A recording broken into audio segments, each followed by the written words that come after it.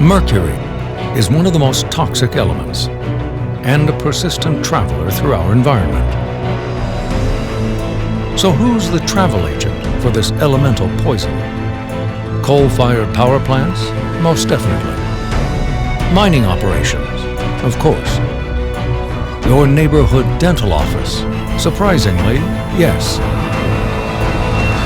The United Nations Environment Program reports that 10% of global mercury usage is for amalgam tooth fillings. This results in up to 340 tons of dental mercury journeying into the environment each year. In the United States, dentists are currently the largest users of elemental mercury. This accounts for roughly 32 tons of mercury used yearly to place amalgam restorations, otherwise known as silver fillings. Although the number of amalgams placed has decreased over the last few decades, dentists still use amalgam without precautions, so the threat of mercury exposure continues.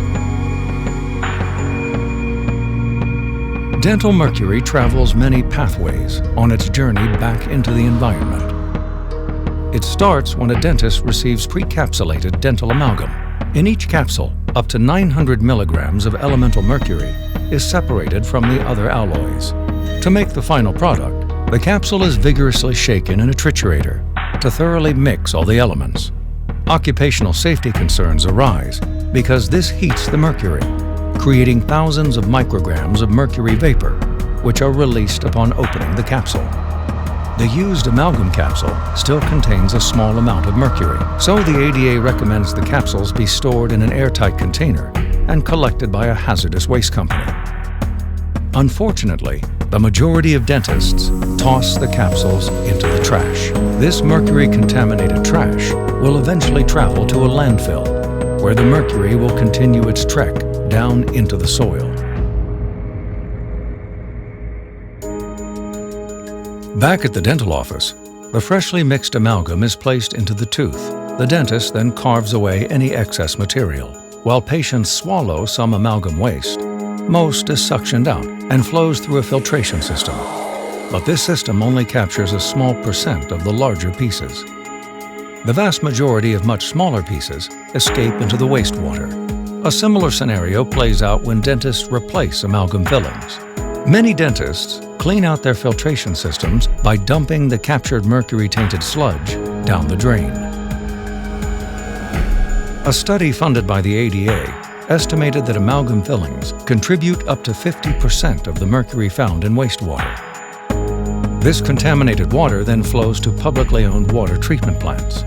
While efforts are made to remove the mercury from wastewater, most of it settles down into the sewage sludge, which is then taken and spread on land as fertilizer or deposited in a landfill.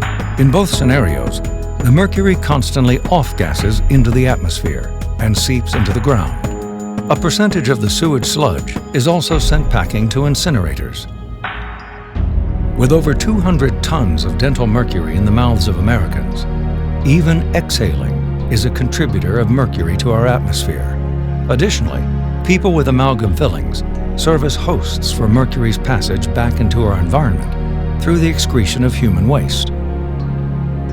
Mercury's ride continues even after death. Crematories, which are unregulated and contain no filtering processes, are a growing vehicle for transporting mercury back into the atmosphere. When all the various pathways are accounted for, dental mercury from the United States contributes roughly 28.5 tons into the environment each year. The governments of the world are actively working together to reduce the amount of mercury released globally to protect human health. The first and foremost step to eliminating mercury released from dental amalgam is to discontinue the use of this toxic material. With the threat so great and the solutions so simple, it's time to restrict mercury's passport.